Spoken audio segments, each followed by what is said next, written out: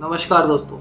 पिछले कई दिनों में नॉर्थ इंडिया की तस्वीर भयानक रूप से डूबी हुई नजर आ रही है। आज इस वीडियो में हम बात करेंगे दिल्ली को एज ए एग्जाम्पल या फिर केस स्टडी के तौर पर। देखिए, सबको पता है कि मॉनसून जून से सितंबर तक जितनी भी साउथ एशियन कंट्रीज है, जिसमें वियतनाम, थाईलैंड और बेसिकली इंडिया में अपना प्रभाव दिखाता है। लेकिन मॉनसून तो हर साल होता है। फिर 2023 में ऐसा क्या हुआ कि इतना बुरा हाल है कि इन स्टेट्स के कई हिस्से डूबे हुए नजर आ रहे हैं, फ्लडेड हैं। 2023 में सिर्फ मॉनसून ही एक कारण नहीं है, बल्कि एक और बड़ा कारण है, जिसकी वजह से दिल्ली में 11 जुलाई 2023 को 24 घंटे के अंदर ही 153 mm बारिश हुई, जो कि अपने आप में एक रिकॉर्ड हो गया। इससे पहले जुलाई 1982 में 169.9 mm बारिश एक ही दिन में हुई थी। अब ये mm ऑफ बारिश का क्या मतलब है, आइए समझते हैं। देखिए, बारिश को मेजर करने के लिए एक इंस्ट्रूमेंट यूज किया जाता है जिसे रेन गेज मीटर कहा जाता है। इसे खुले ग्राउंड में और थोड़ी हाइट पर रखा जाता है ताकि किसी भी प्रकार का हिंड्रेंस ना हो। एग्जाम्पल के तौर पर, अगर 1 मीटर स्क्वायर एरिया में 10 mm पानी भरता है बारिश की वजह से, तो इससे आप कैलकुलेट कर सकते हो कि किसी x मीटर स्क्वायर एरिया में कितनी बारिश हुई। इसका बेसिक प्रिंसिपल यही होता है। खैर, अब टॉपिक पर वापस आते हैं और जानते हैं वो बड़ा रीजन क्या है जिसकी वजह से 2023 में इतनी ज्यादा बारिश हुई। वो रीजन है दोस्तों, वेस्टर्न डिस्टर्बेंसेस। अब आप कहेंगे ये क्या होता है, तो आइए समझते हैं इसको।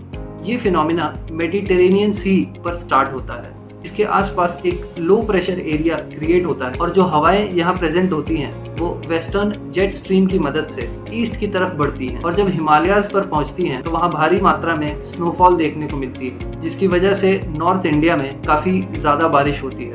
यही जो पूरा फिनोमिना है, जब मानसून के टाइम पर ही होता है तो बारिश और कई गुना बढ़ जाती है। इसी रीजन की वजह से 2023 में रिकॉर्ड ब्रेकिंग बारिश हुई। तो दोस्तों, ये बात हो गई कि इस बार इतनी ज्यादा बारिश क्यों हुई। अब बढ़ते हैं अगले सेगमेंट में। देखिए, बारिश को तो हम कंट्रोल नहीं कर सकते, लेकिन क्या जो वाटर लॉगिंग की समस्या है, क्या इसे भी कंट्रोल नहीं किया जा सकता है? आइए दिल्ली का एग्जाम्पल लेते हैं और समझते हैं। दिल्ली में जो वाटर लॉगिंग की समस्या है या फिर जो यमुना ओवरफ्लो की समस्या है, जैसा आपने देखा होगा कि यमुना का वाटर लेवल इस बार 208.5 मीटर तक पहुंच गया, जिसकी वजह से 45 साल पुराना रिकॉर्ड भी टूट गया इस बार। इसके 3 मेन रीजन हैं। पहला रीजन तो मैंने आपको बताया, इंटेंस रेनफॉल यानी भारी बारिश, और ये बारिश भी बहुत कम इंटरवल ऑफ टाइम के अंदर हुई। अगर थोड़ा टाइम मिलता तो पानी सेटल हो जाता शायद।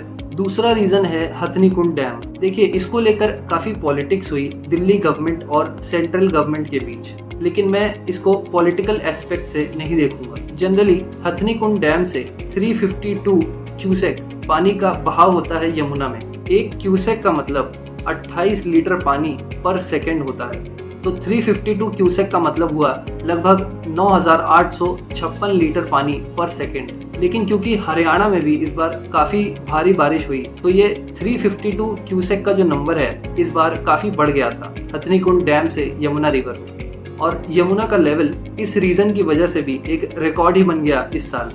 तीसरा और फाइनल रीजन है दिल्ली का ड्रेनेज मास्टर प्लान। देखिए, दिल्ली का जो ड्रेनेज मास्टर प्लान है वो 1976 का है और आज भी उसी मास्टर प्लान से ड्रेनेज सिस्टम काम कर रहा है। 2011 में दिल्ली गवर्नमेंट ने आईटी दिल्ली के साथ कॉन्ट्रैक्ट भी साइन किया था इस प्रॉब्लम को सॉल्व करने को लेकर, और जुलाई 2018 में आईटी दिल्ली ने दिल्ली गवर्नमेंट को अपना मास्टर प्लान सबमिट भी किया था। लेकिन आज 2023 है और आप कंडीशन देख ही रहे हैं। आईटी दिल्ली की रिपोर्ट में कई प्रॉब्लम्स बताई गई थी जो 1976 का मास्टर प्लान है उसमें। आइए प्रॉब्लम्स की तरफ एक नज़र डालते हैं। जो स्लोप है पाइपलाइन का वो गलत है, उबड़ खाबड़ है और इसीलिए कई जगह पंप की जरूरत भी पड़ती है। लेकिन ज़्यादा पानी के बहाव की वजह से कई पंप ऑलरेडी खराब हो चुकी हैं जो कि काम ही नहीं कर रही।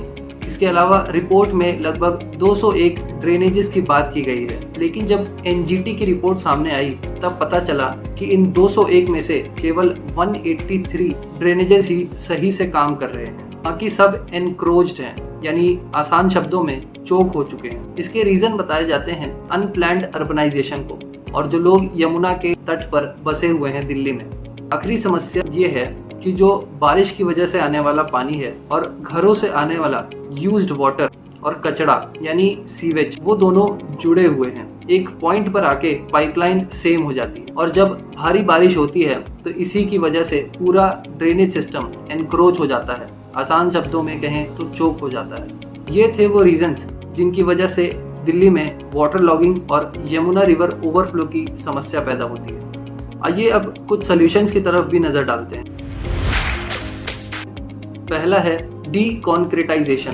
देखिए, खराब प्लानिंग की वजह से दिल्ली में हर जगह पक्की सड़कों का कंस्ट्रक्शन किया जा रहा है और इस कंक्रीट की वजह से कई सालों से पानी ग्राउंड में एब्जॉर्ब ही नहीं हो पा रहा है। यहाँ पर चाइना और सिंगापुर जैसे देशों से इंस्पायर होके हमें भी रेन पार्क जैसे कॉन्सेप्ट को इम्प्लीमेंट करना चाहिए, जो लगभग 30% ज़्यादा पानी एब्जॉर्ब करते हैं नॉर्मल पार्क्स के मुकाबले। इसके अलावा दिल्ली चीफ मिनिस्टर यमुना को 2025 तक क्लीन करने की बात भी कर रहे हैं। जो एनक्रोचमेंट की प्रॉब्लम है उसे अगर सॉल्व कर दिया जाए तो काफ़ी हद तक ये पूरी प्रॉब्लम सॉल्व हो सकती है।